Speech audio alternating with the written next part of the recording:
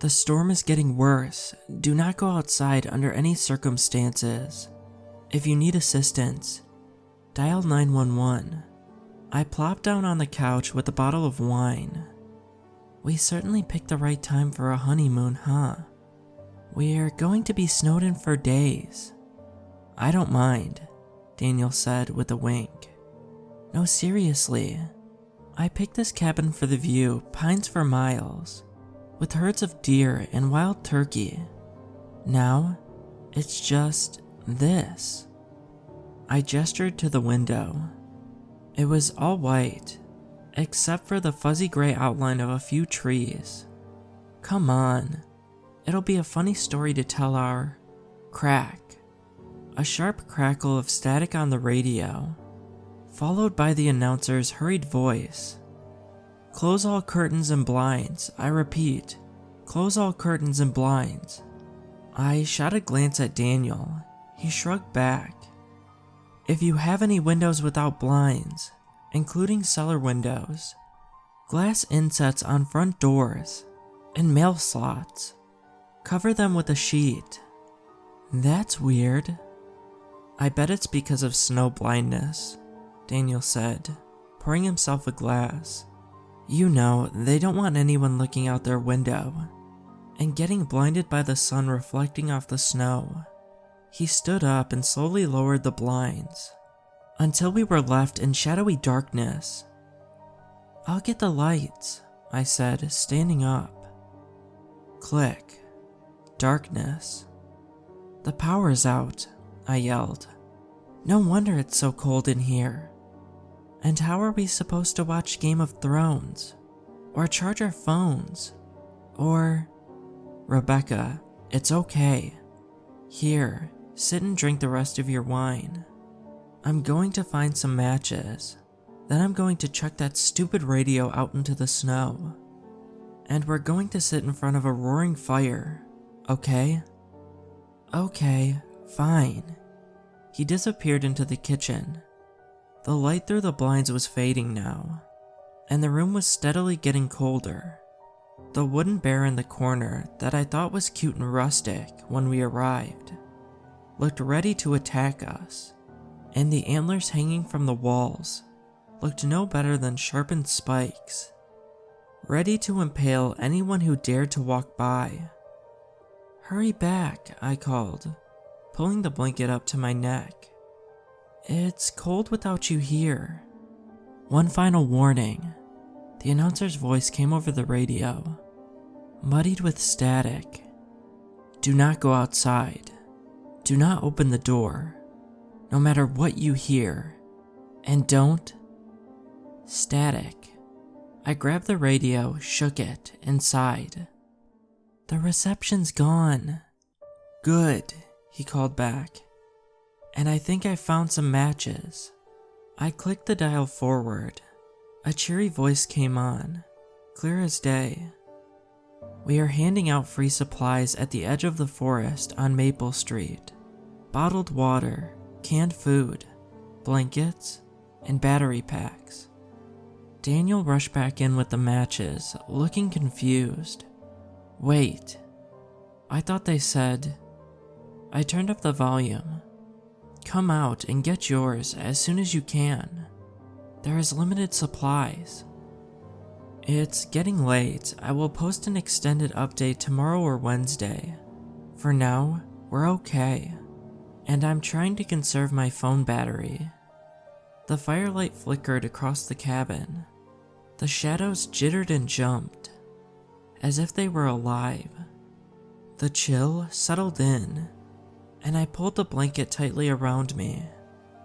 So every phone number goes to voicemail, including my mom's. And she always wants to talk to me. I swirled the dregs of wine in my glass, and there's no mention of anything on the news. Where does that leave us? Stranded? Daniel said, with a dry laugh. Dead?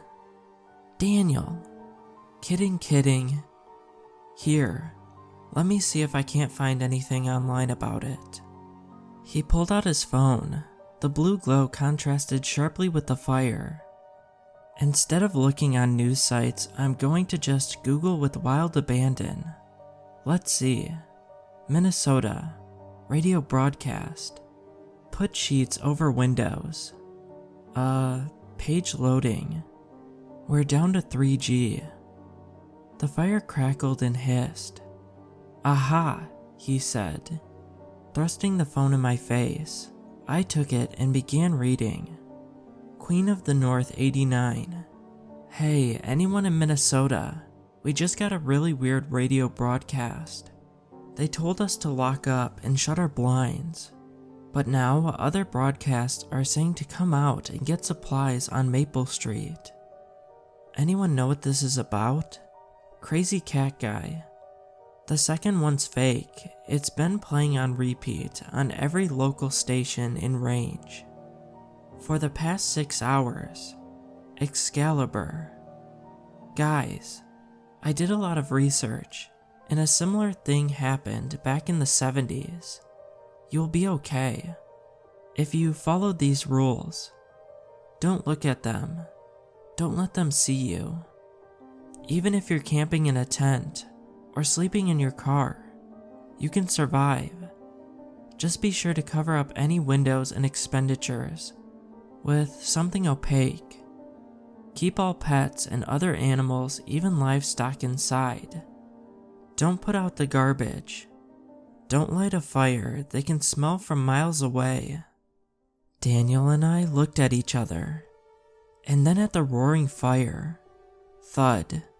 I jolted awake. The blanket was tangled around my feet. My neck ached, and my hands were cold as ice. The cabin was pitch black now, except for the dying embers in the fireplace. Daniel. He only snored in response. Daniel. What? Thud. Did you hear that? Probably just a branch or something. Don't worry about it. Thud. Thud, thud, thud. The thuds echoed across the cabin, coming from every direction, even the roof. Daniel jolted awake, threw on his glasses, and sprung off the sofa. What in the hell? Thump, thump. A sharp knock at the door. Don't answer it, Daniel whispered, standing between me and the door. Of course I'm not going to answer it. Hey, open up. A man's voice, loud and clear through the silence of the blizzard, called through the door. Please, open up. Daniel hesitantly stepped towards the door. What are you doing? I hissed. It's the police, Rebecca. It's a trap. I leapt up and chased after him, and he slowly walked down the hall, away from the fire, away from the warmth. They said don't open the door for any reason, remember? He stood in front of the door, frozen. A shadow fell across the sheet we had pinned to the door. At a first glance, it looked like the silhouette of a normal person, a normal policeman. But the longer I stared at it, the stranger it looked. The neck was just a hair too short, the legs too long, and the head was cocked at an unnatural angle. It's the police, open up right now, he boomed. We have to let him in, Daniel said, staring at the covered window. Staring at the corner of the window, where part of the sheet had come undone. I darted in front of him. Do not open the door, Daniel. It's not the police. It's them, whatever they are. Rebecca, it's the police. He darted his hand under my arm, past my waist, and yanked the door open. No, I screamed. For a moment, time froze. The silence of the blizzard filled the cabin. Wayward flakes floated in, landing softly on the wooden floor. Daniel stood still as a statue, right on the threshold, gazing into the storm. But my mind was racing. He let them in. There's no coming back from this. No way to save us now. We're going to die right here, before our marriage has even begun. But then I realized what I had to do. I leapt up and in one violent motion, smacked the glasses right off his face. Clack. As the glasses fell from his face, the scales fell from his eyes. His placid expression was now cut with terror. He grabbed the edge of the door, and with all his might pushed it shut. Or tried to. Shut it, I screamed. I can't, he yelled back. It's pushing back. I'm not strong enough. Crash. The sound of breaking glass from deep inside the cabin. It's too late, I screamed, tugging at his arm. They're inside. Close your eyes, he yelled. What are you doing? Just trust me. I heard the door fly open, and the sound of rapid, heavy footsteps. Daniel grabbed my waist and yanked me forward. I felt the wooden bear poke at me. The antlers scraped against me, and various other obstacles bump against me. Some of them felt uncomfortably warm. Ting ting, the jingle of keys, and then I was yanked out into the cold. The flakes stung my face. My ankles burned in the snow. I stumbled through it, crying and terrified, but pushed forward, until I felt the familiar leather seats under my hands. I got you, Daniel said, hoisting me into the car. Slam. The engine rumbled underneath me. The car jerked forward, and then swerved onto the road. Good thing we have four-wheel drive, he said. Oh, and you can open your eyes now. But won't I see them? I don't see any of the road, he said. I opened my eyes. The scene wasn't much different from the dark of my eyelids, except for the headlights. The night was pitch black, only broken by the white of the headlights. Black trees flanked the road, stretching up towards the starless sky, and a myriad of snowflakes glittered in the light, hovering in the branches as if miraculously suspended in mid-air. No, not snowflakes. Eyes. Hundreds of eyes, watching us from the treetops. Thump, thump. Shadows dropped from the trees, like raindrops falling from the sky. The car lurched forward, flying over the blanket of snow. They're in the road, I screamed. What? Where? Everywhere. Can't you see them? Of course I can't see them. I can barely even see where we're going. You took my glasses, remember? The shadows came closer, flirting with the headlights' beams. I closed my eyes tightly shut. We are safe, I thought. We are in a car protected by layers of glass and steel. Even that Excalibur guy on the internet said you're safe in a car. The car swerved again, but that's if they haven't already seen you. The car swerved violently. My head glanced off the window. The engine roared, as Daniel muttered under his breath, Come on, come on. Why are you slowing down? I don't know, Daniel said. His voice started to quiver. Everything's working fine. I don't think the snow is deep enough to stop us. The next thing I heard was the sound of the wheels spinning against the snow. I think they're stopping us. Even with my eyes closed, I could feel them. Their eyes that glittered in the headlights like freshly fallen snow. Their silhouettes that were little more than shadows or wisps of smoke. And after they killed us, their new forms shaped into eerie, uncanny versions of us. Tap, tap, tap. They were at the glass now. How long did we have until they broke through? Just like they did in the cabin. Minutes? Seconds? The wheels stopped spinning. Click. Daniel shifted into park. What are you doing? I have an idea. I opened my eyes, shielding my gaze from the forest with my hand. Daniel reached into his pocket and pulled out the book of matches. He struck the match and the flame fizzled and glowed, and small wisps of black smoke floated towards the ceiling. Wait, isn't that going to attract more of them? Exactly, he whispered. No. My heart began to pound.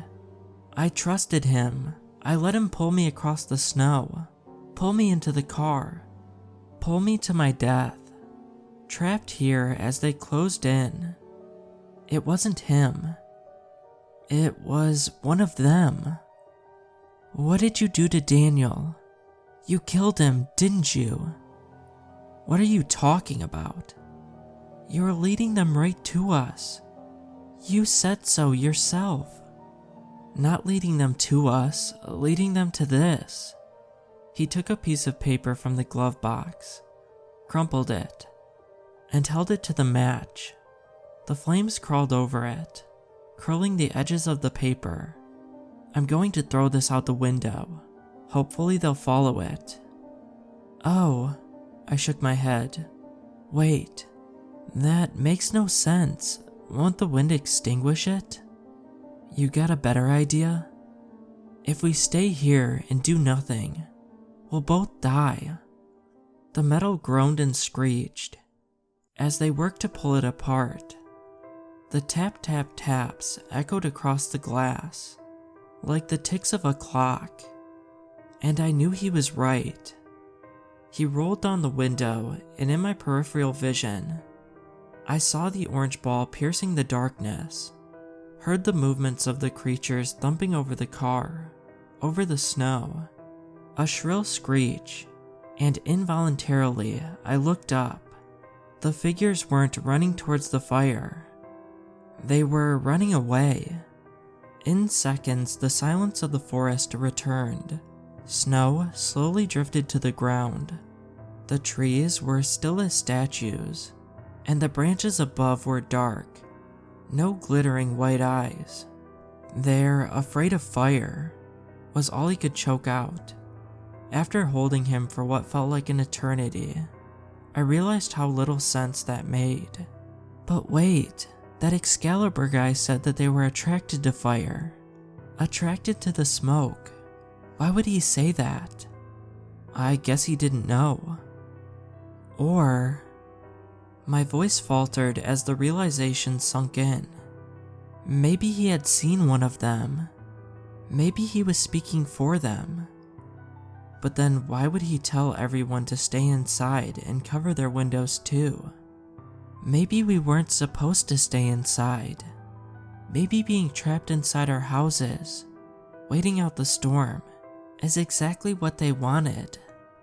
Daniel looked at me, his eyes wide in the darkness. What are you saying? I'm saying that maybe the second radio message was the one we should have believed. We raced back to the car. I thrust the keys into the ignition, and the car rumbled to life. We're going to Maple Street. When we turned onto Maple Street, a strange sight greeted us. A small house sat on the edge of the forest. It was surrounded by dozens of small fires. Their trails of smoke merged into one large pillar that reached up towards the sky. Several people stood in the yard, and a few started pointing at us as we approached. As we entered, a black-haired lady ran over to us. Stand over here to the side, please. We need to test you first.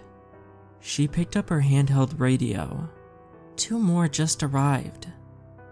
Test us? We need to make sure you're not compromised, ma'am. We awkwardly stood in the yard, the fire hot against our backs. Maybe this was a bad idea, Daniel whispered. Are we sure that... Hey, a burly man walked over to us. He wore tattered jeans and an ill-fitting flannel shirt with a large slash across the chest. "Let me just test you guys, and we'll be good to go." He slipped a flashlight out of his pocket, shined it in our eyes, asked us a few questions, and then called over. "Hey Nancy, they're good." She motioned for us to come inside.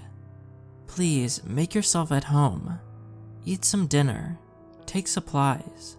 We have plenty. Not many have come by. We were too late in intercepting the alert, it seems." "What are they?" "In the forest," Daniel asked. "Are we safe here?" I added. She didn't reply. Instead, she led us to a table of sandwiches and hurried away. Daniel and I took plates, some sandwiches, and joined one of the tables. Across from us sat a teenager, chin resting on her hand, pushing the coleslaw on her plate in circles. "Why won't they tell us anything?" I said to Daniel, my voice low. "And how did they set this up so fast?" Daniel said. "Firewood, an external generator for power, tons of food. It's almost like this has happened before, and they were ready." It did happen before. We looked up. The teenager was staring at us, her lips curled into a small smile. "My dad told me it happened back in the 70s, during a really big storm, and they've been prepared ever since." "So, what are they?" Daniel asked, a little too loudly. From across the hall, the burly man shot us a disapproving look. "I've heard the name Ice Shadows thrown around," she replied, shrugging. "But who knows what they really are? Shapeshifters? Phantoms? Demons? We could really call them anything." "What I don't understand," Daniel started after a long slurp of Coke, "is why they wanted us to cover the windows. Don't they want us to see them?"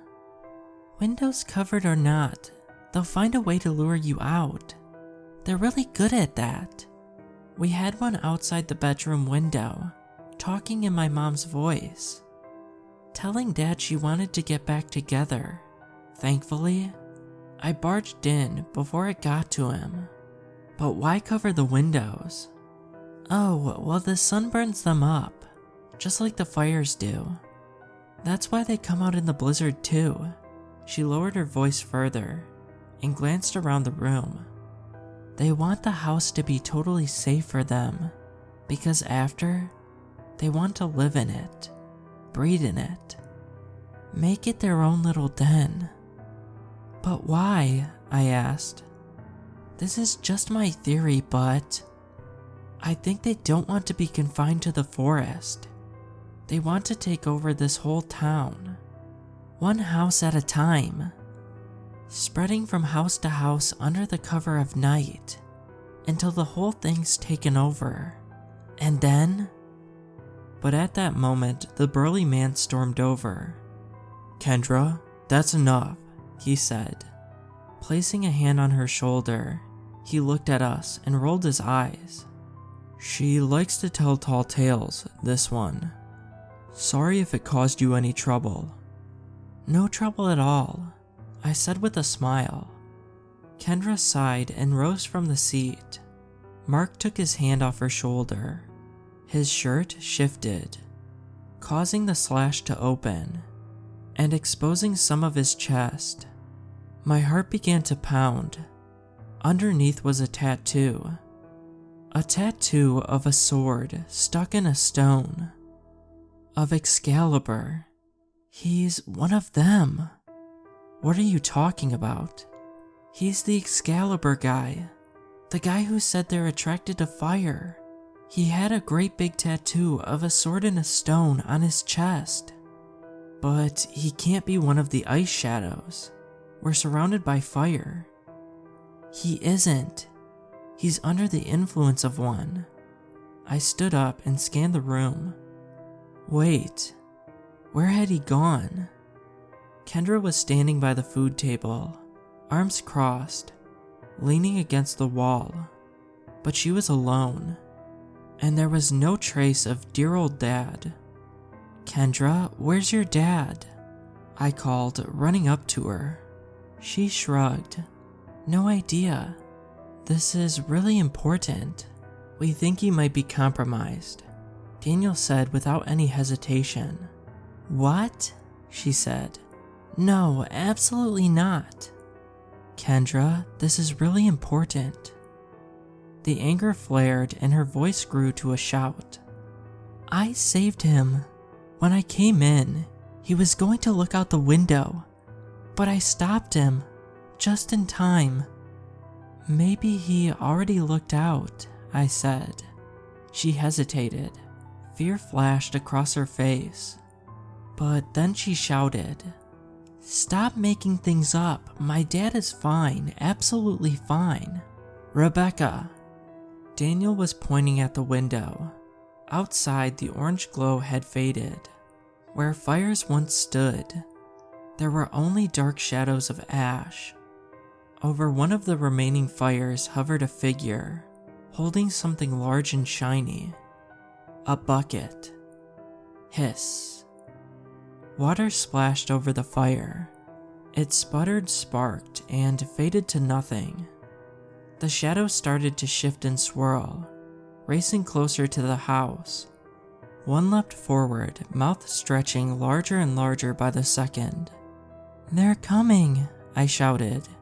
"He put out the fires, they're coming." In one swooping motion, it engulfed Mark in black smoke. As quickly as it happened, the smoke dissipated. Mark stood stiffly by the fire, his head hanging to the side. Then, he began walking towards the house, his feet moving mechanically across the snow. They bounded after him, following him. Daniel yanked the curtains shut. The silence of the house grew to a roar of chaos. Footsteps thundered, plates crashed, people screamed, and I heard a strangely familiar sound. Tap, tap, tap. They were here, and we were in chaos, running, shoving, screaming. We were all going to die here, in this hut, if someone didn't take the lead. "Follow me," I called out into the pandemonium. I raced to the basement door. The thumps of footsteps followed me, shaking the staircase. The damp air blew over our faces, dusty and stale. Click. A light bulb flickered on overhead, and we were all bathed in a dim yellow glow. "What's the plan?" Daniel said to me. "We'll wait here until morning." I took off my sweater and hung it over the tiny window. "The storm will be gone and the sun will be out." "Yeah, unless they get us before then." Kendra interjected. Her eyes were wet with tears. Her voice shook. And why was her head tilted like that? "You saw what they did to Dad." "Trust me," I said. "This'll work, I promise." But now others overheard, and panic rippled across the room. "That woman is right," someone called out, from the gray shadows of the basement. "If they get in upstairs, they'll easily break down this old door, and then we're trapped here, like pigs ready for slaughter." "They won't break down the door. They can break through glass, sure, but not a solid wood door." "Rebecca, if they can stop a car," Daniel whispered, his face hidden in the shadows, "don't you think that they can break down a door?" Another voice jumped in, coming from the silhouette of an old woman. Her back was strangely crooked, and her eyes glittered in the dim light. "We're sitting ducks. We need to go back upstairs." "Yeah, we need to go back upstairs. Absolutely." "No. They must have all seen the shadows. All of them. We need to stay here. Don't you get it?" I screamed. "This is where we must be." A silence filled the room. Then Kendra lifted her arm and pointed straight at me. "She saw them, didn't she?" Daniel stared at me, tears welling in his eyes, glinting off the dim light. "I thought I pulled the curtains in time, but I must have been too late." Someone grabbed my arm, another thrusted my face under the light. Kendra bent over me, her face contorted into a frown. "Her pupils aren't contracting with the light. That means... I'm so sorry." I pulled and wiggled, trying to escape their grasp. "Let me go," I cried. "Please, let me go." Click. The door opened. They hauled me upstairs. "Wait, where are you taking her?" Daniel yelled. "You can't do this. There's a way to break the trance, isn't there? She did it with me. Took off my glasses and..." "Sure, if you want to cut out her eyes so she can't see anymore." The man holding me spat. "Daniel, don't let them take me, please." Thump. My eyes fluttered open. Pitch black. Those men must have thrown me in the forest, and I'm here, in the darkness, with the ice shadows. My heart started to race.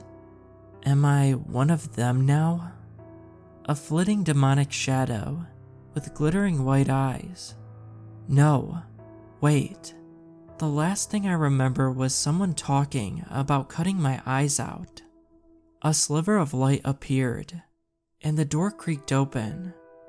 "How are you feeling?" "Daniel?"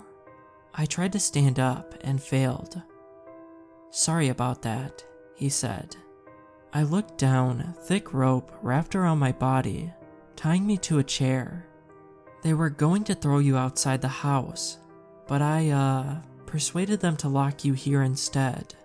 He rubbed his knuckles. "Is everything okay?" "Yeah, except for Kendra's dad." He bent down and began working on the knots. "The sun came up a few hours ago, and it looks like the shadows are gone." "But what about everything?" Kendra poked her head in. "The people want to talk to you," she said to Daniel. "Oh, Rebecca, you're okay." "I am," I said, smiling at her. "Wait, what people?" "Some official government-looking people. They drove in this morning. Said they'll be cleansing the area. I think that black-haired woman is one of them." The rope unraveled, and I stood. "They're making us sign all kinds of forms too, saying we can't talk to the press and the like. I don't think I want to talk to anyone for a while." He laughed. "You and me both." Later that afternoon, we drove the 6 hours back home. We spent the rest of our honeymoon indoors, catching up on sleep, rest, and quality time. Life has been pretty uneventful since then, and we've been having a fantastic time, except that sometimes I see 2 glittering eyes in the forest behind our house, and I have the urge to open the door.